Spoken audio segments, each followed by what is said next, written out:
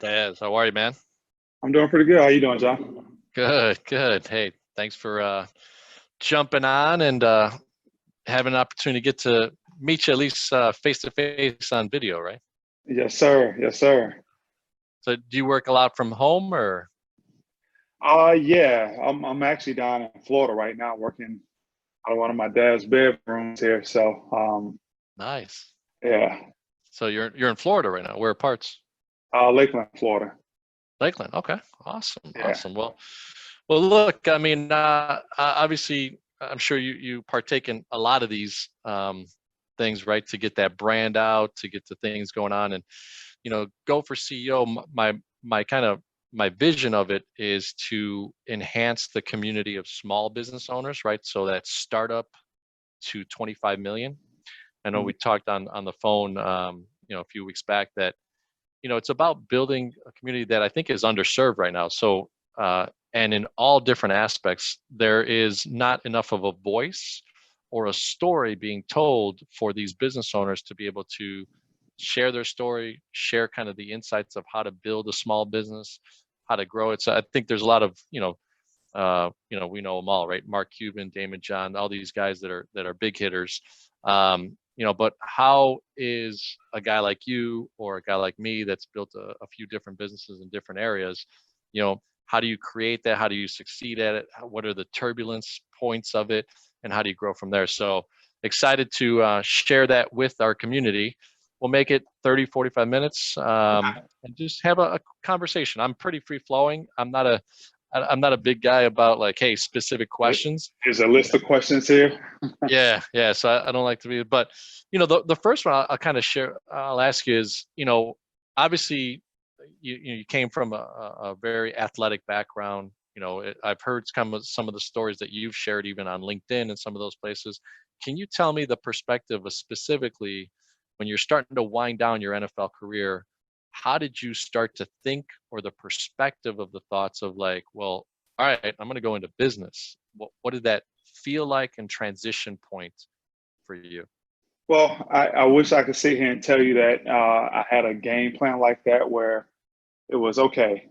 I'm probably only going to play for 2 more years, and now I need to start leveraging whatever it is to go into the next phase of life.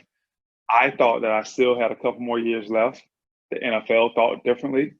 So my career, by my own expectations, was cut short at 12 years. Um, so I hadn't really. I'm not going to say had the opportunity to think through it. I just hadn't taken the opportunity to think through what was going to be next. I knew at the time I was doing business development for a financial institution out of Denver, and I thought that I wanted to go in that direction or either in the community association management direction. I got my brother started in that industry. He was absolutely loving it. So I thought I would go one or two ways. And my first job outside of football was in the commercial, not commercial, but uh, the community association management industry, and I lasted for 7 days. And I quickly figured out that this wasn't for me. Honestly speaking, I really didn't have a well thought out process of what I was going to do next. I had some ideas of things that I wanted to do, but it was 2 years later when I really sat down and thought everything through, and then started to blaze a path for myself. So while you're playing, this Denver company in the financial world approaches you, but then you also had your brother kind of creeping into an industry that he really enjoyed. Um, you last 7 days. That just means that you didn't really have a passion for it. You didn't see yourself there. So what led you to, there's a 2-year gap then there till you actually Mhm. realize maybe a formalized plan. What are you doing? Are you living off of savings? Is it just kind of like you've done the right things prior financially? How do you take a 2-year gap and just internalize those things? Well, I got severance pay my last year because I was released injured. So Oh, technically, okay. I played 13 years.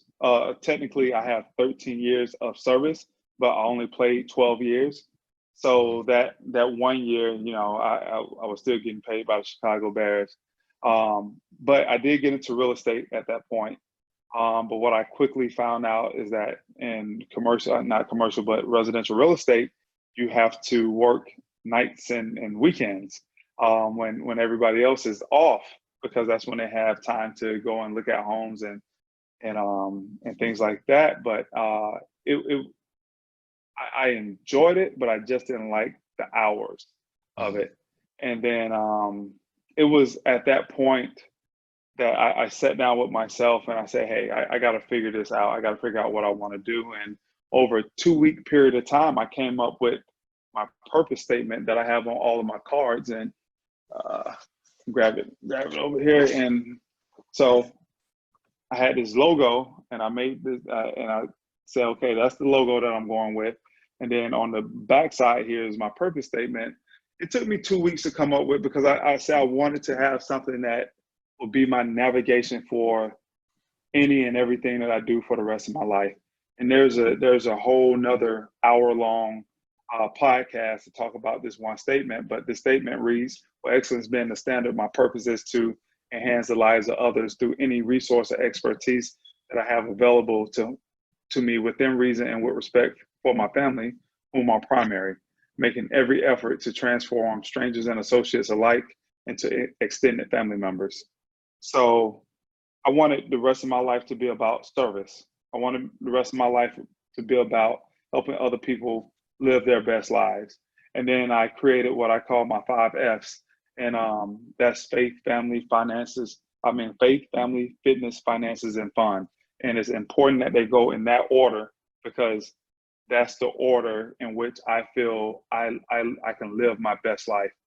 And within that, my 5 F, finances is one of those things that you definitely can't live with it. And when I learned about what it really took to be a financial advisor, that's why I chose that field, based on my 5 F's and based on my purpose statement of helping other people live the best lives that I can help them do. I wanted to become an expert in the financial field. So the second year you build your purpose, you start to realize that the financial industry can fit that third F, right?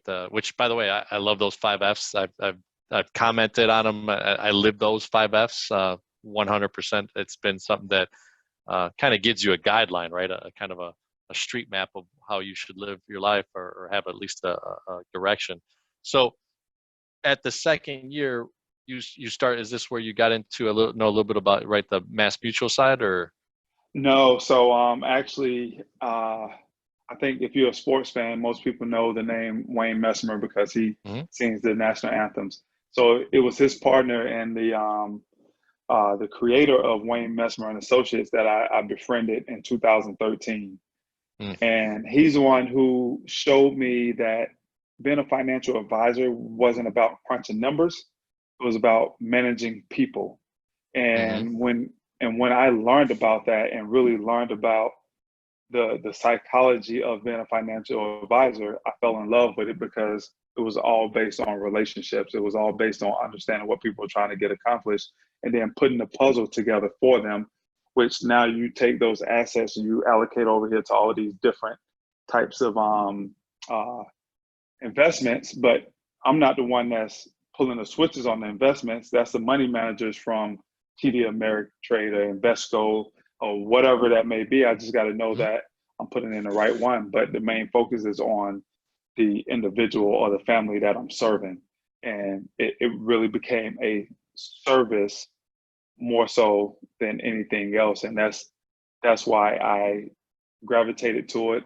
And then I went from Wayne Messmer and Associates to Mass Mutual. Once my partner left Mass Mutual, leadership changed up a lot. And then I left Mass Mutual, and then I got lucky enough to learn about property and casualty insurance and get an opportunity there with the insurance people, become co-owner, vice president of property and casualty division. And that's where I'm still sitting now, along with my financial advising license, 7 and 66 license.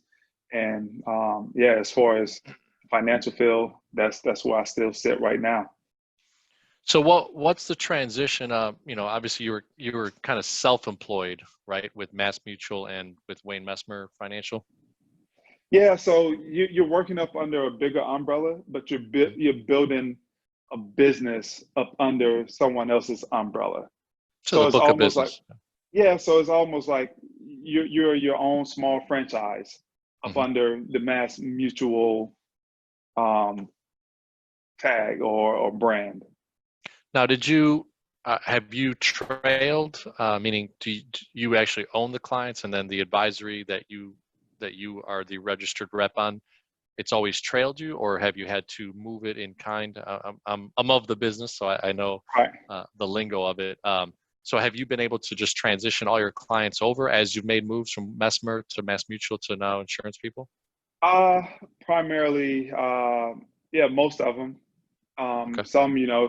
Some, some get kind of lost in the wash where they don't necessarily want to make that transition from Wayne Messmer to. I think I pull all of my clients, but two from Wayne Messmer because they had things that was specific to Wayne Messmer and Associates that I couldn't port over to Mass Mutual, and from Mass Mutual. To now where I'm at, I was able to bring all of my clients over. So and now you concentrate more on the PNC side. Yeah, so I would say 75, 80% of my time is really building that business because I actually co-own that business Hmm. and I've always had the entrepreneurial mindset. So now that I have ownership in this business, that's where most of my focus is at. But I still have my core group of financial advising clients that I hold steady, and I don't add to that much because, like we're talking about, most of my focus is on building the insurance agency as opposed to building my base with financial advising clients. So not as much assets under management, more policies and residuals with building that clientele. Yeah, and the reason why I took that route is because property and casualty insurance is not a sales job. um, People are going to buy it. If you own a home, if you own a car, if you own a business, uh, you're going to buy You insurance have for to. those Yeah, things. yeah, Yeah. yeah. Well, laws say that you have to. I've talked to some people that, hey, I got a car. Who are you insured by? I don't have insurance. Oh, okay. So, but yeah, Risk by mitigation. by law, you supposed to have insurance on those things. Yeah. And so it's not a question of, should I invest in this or, should I invest with this company or that company, you know, or how much life insurance should I buy? Or, I have money, excess money, but I'm just not going to be as responsible with it and put as much away. And then, you got to sell people on, man, you should really be taking this much and investing for your future. With property and casualty, you don't have those conversations. It's more so of, hey, let me take a look at your home and auto insurance. Let me see, can I put together a more valuable package for you than what you may have right now? And that's basically what it comes down to after you build that relationship, because that's the only way you're going to get that opportunity if you have a relationship with someone or that someone had a bad experience and you Mhm. just have the right timing, which we know that's not going to happen most of the time.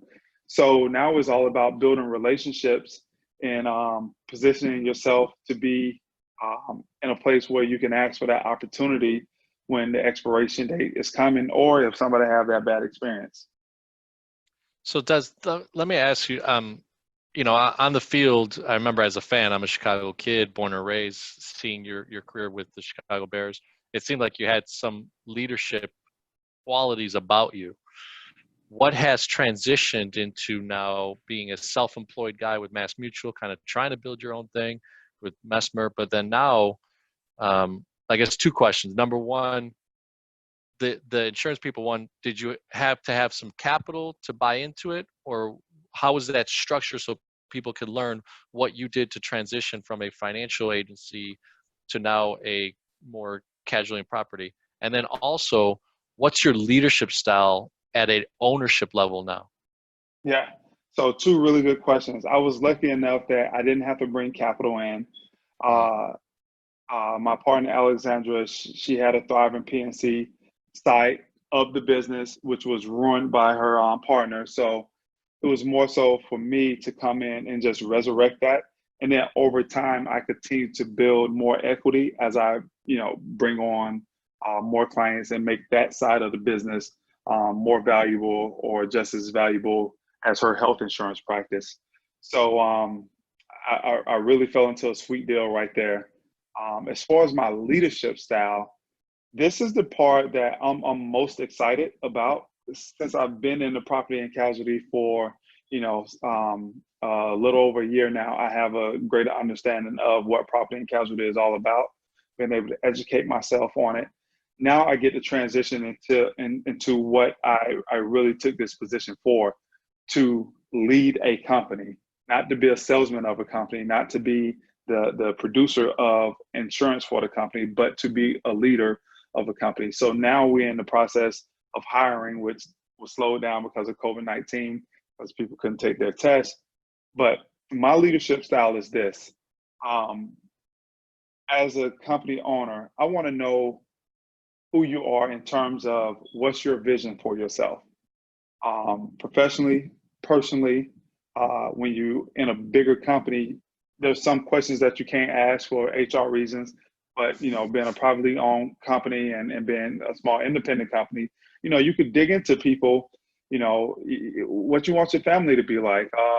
If you're a single guy, are you looking to have a family? If you're a woman, are you looking to have kids? And those like that you cannot ask if you in a bigger company. But those are the things that I want to know, because I want to know your vision for this reason and this reason only. If I feel like the vision for our company can help you reach your vision, there's a good match there now, mhm. because everything that I'm doing is going to help you to get to where you're trying to go.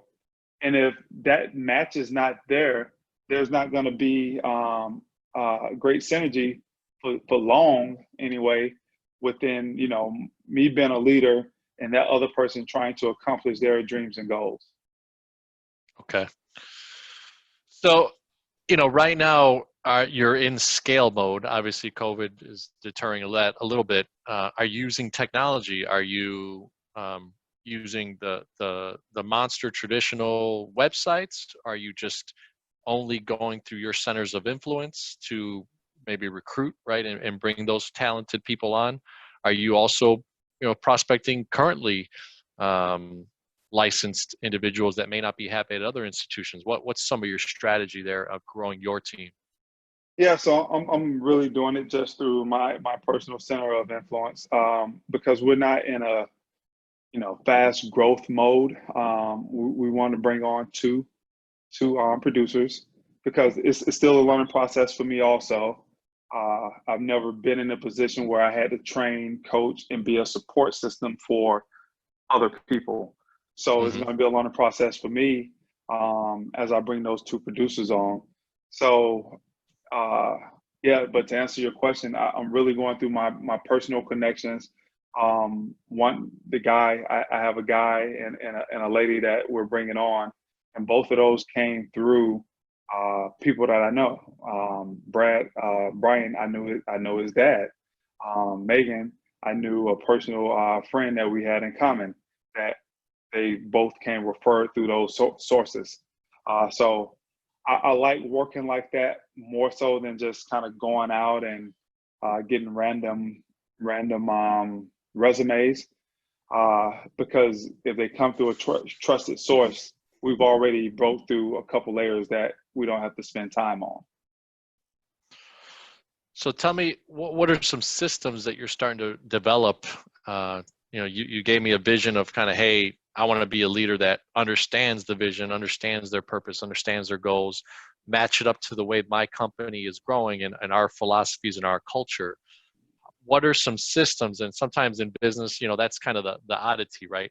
The exciting part is making money, selling, Right. bringing on the right talent, all that stuff. But the systems and the operations, it can be Yeah. daunting and boring and all that stuff. So what are some things, you don't mind me asking, like, teach people what are you learning either, the mentorship that you have, like who are you working, especially with your partner, or are you kind of trying to still develop the system of like, all right, I'm going to bring in these two, the culture is this, the vision is this, and then how am I implementing to go forward? Well, and when you're talking about systems and processes, are you talking about like more so of policy writing, how we go out and we procure clients, and then how do we get those clients from being prospects to being, how to get them from being prospects to clients? Are you talking about more Yeah. so of So that type of system? yeah, because I mean, let's say you meet someone, right? Joe Mhm. Smith, whoever, they get referred to you. Let's say they're not licensed. Is there going to be two different systems for the one that's licensed already and kind of in the industry, and you happen to meet someone, or are you going to develop a different system for someone that's cold and you want to indoctrinate them into your culture, right? Right. So I'll be perfectly honest with you, John. We haven't even thought that far yet. We Okay. we are really focused on the two people that we're bringing in right now. And once we get those two people within our system of easy links and the paperwork and all the digital assets that we have, that we have to do to take someone from being a um, a candidate to a client, then we'll start to think about, all right, who are our next two hires? Because we don't have a grand vision of being this big company that has 50, 100 associates. Um, I want to max out at 10. And once we max out at 10, now we gotta ask ourselves, now what? Now what do we want to do? Because one of the things I enjoy life, and I think um, when you grow to a certain size, it can consume you, and I don't want to be consumed by work Hmm. because I have other parts of me that I want to explore and build on also. So quite honestly, right now we're focused on these two, um, making sure that we do everything to make them as successful as they can be. And then once they're successful, me and my partner will sit down and say, okay, what's next? Awesome. Well, look, I mean, and you're at a different point, right? You had a successful NFL career. I don't know how many millions got made, but I'm sure with the way that you learned, it seems like you came out even before coming out, learning some things about money, having some influences in your life. Bring me back to going from your background of growing up, school, getting into the NFL, and just teaching some of that money principles to then now have you be at a point where you're not stressing too much about growing an empire. You're kind of very strategic, it seems like, about who you bring on, who you associate with. Even our conversation when we first talked, I noticed a very specific thing that you wanted to find out about me and about what this podcast or this YouTube would be, so that you can make that sound decision. So I kind of threw a couple questions at you. I apologize, but so tell me a little bit about the money principles of what you believed and how you've grown into that, and then you know um, what are some other areas that you're focusing on? Yeah, it really took some hard knocks for me to develop money principles. Coming up poor, there were no money principles through the majority of my NFL career. There were no money principles.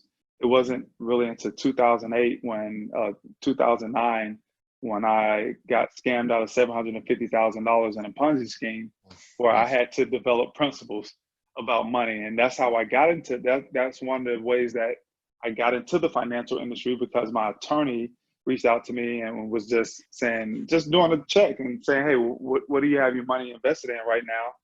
He looked through it all, and this one investment he didn't like. He didn't like what he read. He didn't like that it was a guarantee, and he definitely didn't like when I told him that that guarantee had been kind of coming in kind of choppy. And Mm. he investigated it, and long story short, it was a Ponzi scheme. And so for myself, that's when I decided and started to develop ways on how I needed to protect myself and protect the money that I had for me and my family.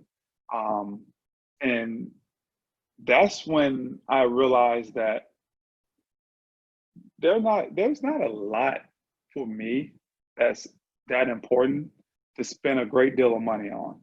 If it's not going to create an experience that I'm going to remember when I'm on my deathbed and when I'm talking to my kids and grandkids and family, it's probably not worth me spending a whole lot of money on. So my philosophy around money is to use money as a tool to create a great life experience. And now that can mean different things to different people. Mhm. Another thing that I put around money uh, also is budgeting. And I know that sounds very basic, but the majority of people do not have a budget. And That's that's the true. simplest thing that you can do. Like I have a spreadsheet for all of my bills. I know how much I got to pay in bills every single month.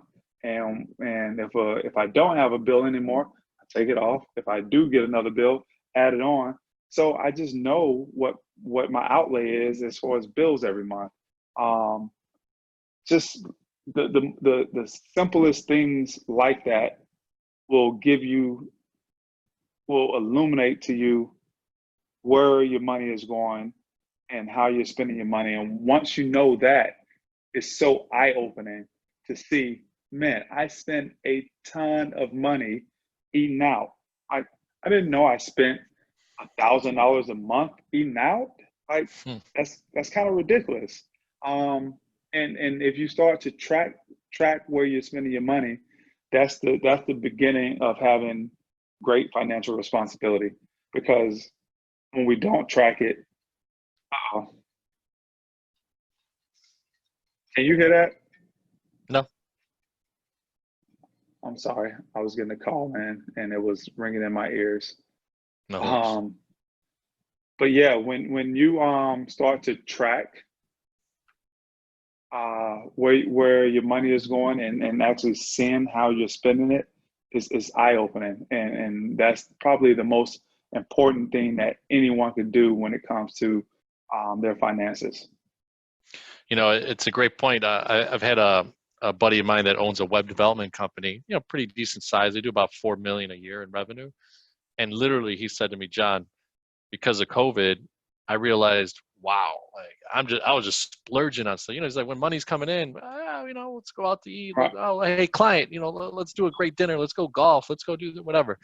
He literally increased his personal income as the CEO of this company by 30% in the last 3 months Yeah. because he identified how loose he was with his revenue, right? It's coming in strong, but he's also blowing it out strong, right? And at a business Hmm. level. So what are some controls that you have now as an owner of an entity, having a partner? What are some things you're doing there as a co-owner to pull those levers the right way?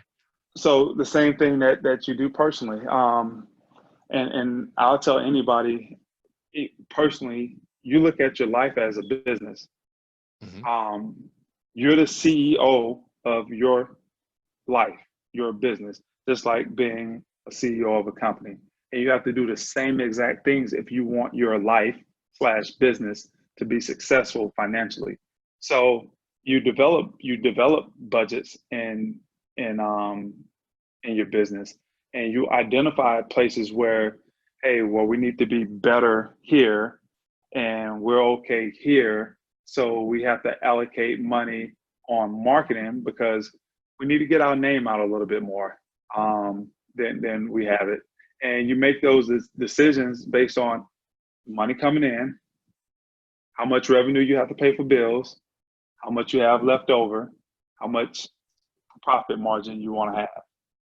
And same thing in life, you know, you make $100,000 a year, you pay $50,000 in bills, and that's after taxes.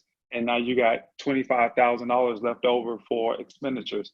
How do you want to spend that extra money? Same thing in a business.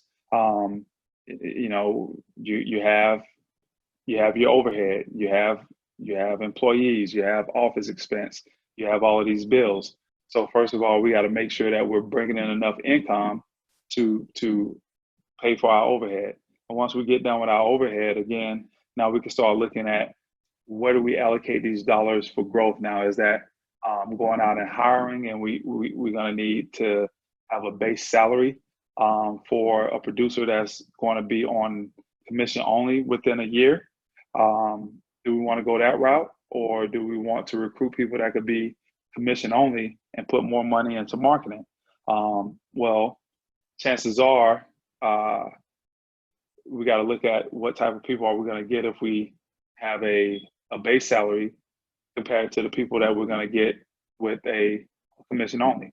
Well, I can tell you right now it's going to be harder recruiting the commissions only people. So are we prepared to go through that struggle for a longer period of time to get the right candidate, because we're allocating money to marketing instead of to our new employee? You know, that brings up a great point, you know, structurally who you're bringing in. Are there any things that you've started to notice with the two candidates you're about to bring on board that are specific attributes when you build your team? Yeah, family people. They're going to be commission only, so they have a spouse, and they have a spouse that can help them through that transition. So that's why they can do that financially. But specifically, what I've noticed about the two people that I'm bringing on is that they're both A-type personalities. And I believe it takes someone who is not afraid to put themselves out there, to take a commission only job. That's the only way that you're going to be successful. Someone who is really just confident, like very, very confident. That's why I see in both of these candidates. One, he was a state police officer before. The other, she was in real estate, and she wanted to get out of real estate the same reason why I wanted to get out of real estate. She has young kids now, and she wants to spend more time on the weekends and evenings. But family people, and very confident in their sphere of influence, that they'll be able to quickly get to a point where they'll be able to support themselves and their family through a commission-only job. So I guess another thing that's very apparent about these two is that they have great networks. That's huge. Yeah, especially in sales. I mean, obviously your COI network, how you're building it out on LinkedIn, using some of the tools. I actually just upgraded to Sales Navigator through LinkedIn. So I'm excited to I have a call with the LinkedIn guy that we bought the system through. So, you know, just to see, I mean, you know, initially it's kind of seems like, well, okay, LinkedIn has its own CRM style, right? And you could put in certain search criterias and advance the ability to get to decision makers quicker. So that might be something, you know, I'll share with you in the future, you know, how that goes. So for my financial and, you know, banking business side of things. So, but look, you know, our Go for CEO brand is assess, align, all right, accountability, and take action. All right. So let's go through the last probably 10 minutes here. You assessed, it seems like, I mean, you put some things together as you were, you know, developing, and you got burned a little bit on the financial side as a player. You started assessing things. You took 2 years to assess, to really get a vision. Awesome that you got a logo and a powerful message. You're starting to understand what it means to be a co-owner. You didn't have to put up a lot of capital, right? So that's a good thing, because then you're not so stressed about it. Seems like you have this quality of life that you want to enjoy experiences. So to me, that is the Go for CEO mindset, right? You have assessed your life. Now you've aligned yourself with this gal that had a powerful business in the health industry, right? In the health insurance, that needed to develop the P&C side of things, that you have also this financial side. So now you've aligned yourself. You're also aligning yourself, it seems like, with your speaking gigs and the people that you associate. I love that you grilled me a little bit, right, to see who you are aligning yourself in this message, right? So you found out a little bit about me. Now we're aligned. The next thing is accountability. Accountability is strange, right? A lot of people have, you talked about A-type personalities, and I feel like you seem to be one. I seem to be one, right? But I like having a mentor. I like having someone that I could dial into and say, hey, what am I doing wrong? I've got a guy in Vegas that really holds me accountable. So what are some accountability things that you're doing? And do you have anybody right now that you have that measure with? I do. My business partner, she's one, and our whole group. So it's 5 of us within the insurance people, and Okay. every Monday we have a call. And for my side of the business, I have this whole spreadsheet of, and here I'm gonna get to it so I could tell you everything that's on it. But it holds me accountable to myself. But then I share this every week with in our calls on Monday to begin the week. I'm pulling up the wrong one here, but in this spreadsheet, it first starts out with how many days that I worked that week. And, so like today, I'm working a half day. I'm in Florida, and this is actually my last call of the day. And then I'm spending the rest of the time with my son and my dad and my brother. We're having a man's day. So, Awesome. yeah. So, and then it tracks how many appointments I had scheduled today, how many appointments I kept. Like this wouldn't be an appointment because it wasn't specifically for insurance. It counts how many dials I had that day, how many times I reached the people that I dialed, how many new appointments that I set, how many total appointments that I set. So new appointments and total appointments are not the same. If I haven't seen this person before, that's a new appointment. If it's someone who I've seen before, maybe I did a quote and now I'm just going back and preparing for a presentation, then that goes on the total appointments. I count my number of referrals every day, referral attempts, new scenes, how many quotes I had that day, how many cases open I had that day, how many proposals. And then I track on both commercial and personal lines how many quotes I had, the premium, and then how many actual paid, how much paid business and how much paid premium daily. So I do this daily, then I compile it into a weekly on the weekends. And then on Monday, that's what I present to my team. So that's an entire accountability measure in itself. And what it does for me is it allows me to say, hey, my business is going strong. One of my goals is to have 5, I call them units or households a week. If I'm not getting those a week, I can always go back and say, well, how many calls did I make? How many times did I connect? Look at all of my stats and see, oh man, I didn't get a whole lot of referrals 3 weeks ago. So now that's probably why I'm having a drought this week. Or I had a bunch of referrals 3 weeks ago, and that's why it's plentiful right now. But I can always go back and I can always look at my business and say, where and how am I not doing well or doing well? And these are the same things that I'm going to teach to the 2 people that's coming on. We'll have that same Monday, Wednesday, Friday, or whenever we have that meeting. And that's really our accountability meeting. And I look at accountability kind of different. No one can hold anyone accountable. People have to hold themselves accountable. Mm-hmm. And as a leader, you can tell people all day, I need you to do this, I need you to do that. But it's until they want to do it, until they take ownership of it, that things will get done.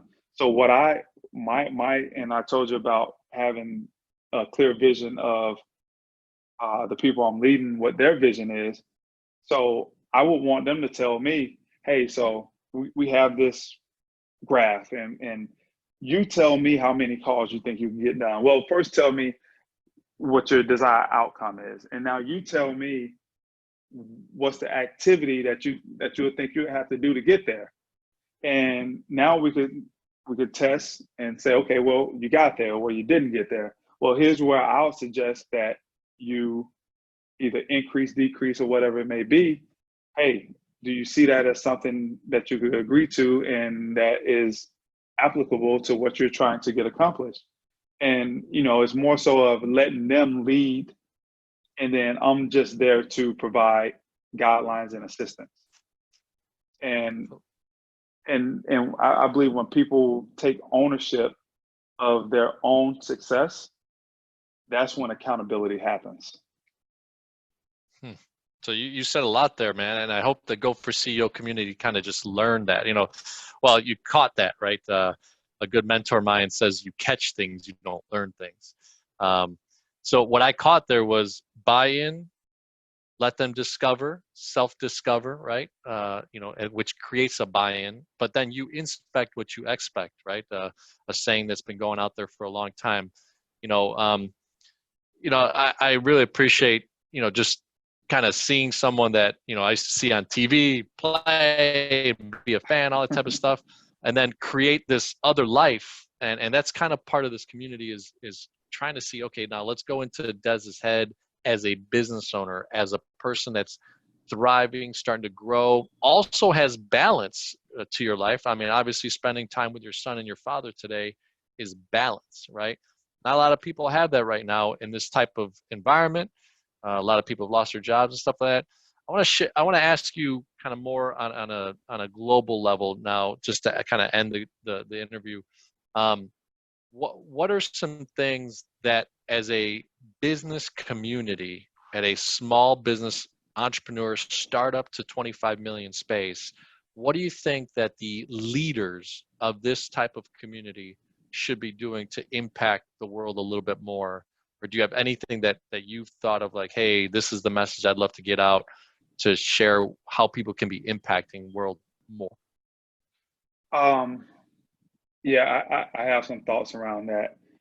First, let me say this: when people talk about impact and social issues, I think we get really caught up into the big picture of everything, and there's so much that needs to be done to bring this society to the ideal place where we want it to be. I challenge people to not look at that big picture. I challenge people to say, okay, what's the one or two things that I'm passionate about? In what small way can I be an influence or influencer to bring about small changes? And that could be starting small changes within the household, small changes within the business and with the people that you work with, and then maybe small changes within your community. But when we think about that big picture, we usually end up doing nothing because it's just too big for us to do anything. But when you start breaking it down, if somebody asks you to donate $1,000, like, oh, I don't know if I could do that. But if somebody say, hey man, can you donate $1? And this will make a huge difference. If you donate $1 and then you can get your 5 friends to donate $1, okay, I can do that. But whether you donated that $1,000 or you donated $1 and had your friends donate $1, it still made a huge impact to somebody. That's the way I would have people to start thinking about where they want to make an impact at. Whatever you're passionate about, where can you put in little small deposits where it's not going to take away from your focus of growing your business and being there for your family and your loved ones and doing the things that you have to do. Find something that's not going to take away from that impact, because if it takes away from that, you're going to forget about everything else. So that's what I would say. And I don't know where people are passionate at. One of the things that I always say is that you got to live with passion and purpose. We know where our passion and purpose is at. If you don't discover it, it took me 2 years to sit down and actually write mine to where I wanted to be. But take time and think about it if you don't already think about it. But most importantly, focus on making small little deposits. We know compounded interest is great, and that's what happens when you make those little small, consistent deposits over time. You may not feel like you're doing a whole lot, but over time, you just keep doing it. It makes a huge difference, and that's my philosophy about getting out here in the community and providing help to different services or different things that I'm passionate about. Awesome. Well, I'll tell you, I have a coffee mug. It's at home. I don't drink coffee, so I posted on my Facebook probably a few weeks ago. But the saying on it is I won't quote it exactly, but it's about the ripple creating the wave, right? One Mhm. little ripple creates the wave. So what I wrote down: small actions create big changes, right? Mhm. So what a great message at the end here, brother. Man, thank you so much for joining the Go for CEO community. I think our slogan is driven by mindset, right? We want to drive a community of business owners, of entrepreneurs, of people that are caring to come back and do the small actions and drive it by mindset. So I'm really appreciative. Enjoy, man, the rest of the day with your dad and your son, man. I don't have a son, so Yeah. I have 3 girls, brother. So I got two of those, so 2 girls. yeah, I'm with you. Okay. And Yeah. hey, man, I really appreciate it. Let's do this again, maybe even, with some different areas that we want to touch on. But I really appreciate just kind of where you've come from, what you're doing, how you're channeling the energies to really build your business. And I'm sure there's some things that we could do and collaborate in the future as well, too. So Right. thanks Can, so can I much for your can I can time. I give one can I give one plug? Oh, for sure. Yeah, definitely. So I think a lot of people will understand that most of my most of the way I grow is philosophical. I'm not necessarily the tactical type of leader. I'm more philosophically driven. And Hmm. if people want to learn more about that, I just wrote the book Principles of Winning, five keys to setting the standard of excellence, and they can get that at Amazon if they want to get in my head a little bit more. I dumped a whole lot of stuff that's in my head into that book about my philosophies about growing and being excellent in every way in life. Awesome. Hey, Go for CEO community. You just heard it from the horse's mouth, right? That this is the principles of winning from Desmond Clark, 13-year career, just things that he was able to do. And I did get that right? I mean, you're in the Pro Bowl, right? I did see that. So, man, I love when people do that because people don't necessarily know. But I did not make a Pro Bowl. I was a Pro Bowl alternate. Really quick Okay. story. 2005, I got a call. Man, you're going to the Pro Bowl Yeah. as an alternate, and you're going to be the long snapper. I booked all of my tickets, had my family all excited. 48 hours later, they called me. Hey, we made a mistake. You're not going to the Pro Bowl. I was like, you got to be kidding me. So that's Oh, where jeez. people get that Pro Bowl thing at, because it was actually announced that I was going to the Pro Bowl, and Yeah. they called me. They called me back 48 hours later. I'm not going to the Pro Bowl, so I don't know if I should call myself a Pro Bowler or not. Hey, man, you know what? You were assigned that moniker, so let's live with it. I just watched, I don't know if you watch Ed Milet Max Out on, he just had all the Gronkowskis, and apparently my Mm-hmm. man Rob Gronkowski's coming back. He looks fit. I mean, Yeah. he looks pretty sharp. So, but anyway, hey, I really appreciate it, man. Thanks so much for making the time. Yes, sir. If you know some other business owners in the 0 startup to 25 million, we talk about ideas, talk about strategies, talk about how we're promoting the business. What are some things that we as a community can grow at, and we're driven by mindset. So that's the number one thing. Yes, sir. But enjoy the rest of the day, my man. Thank you so much. Appreciate it, John. You have a good one. Thank you for All having me right, on. take All care. right. Bye-bye.